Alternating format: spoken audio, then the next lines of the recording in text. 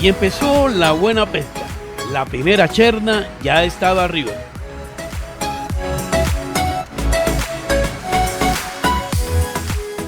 La paciencia es algo fundamental en la pesca y es la que yo no tengo. May sube otra y así comenzó el desquite del día anterior. Buena pesca, buen ánimo y misión cumplida.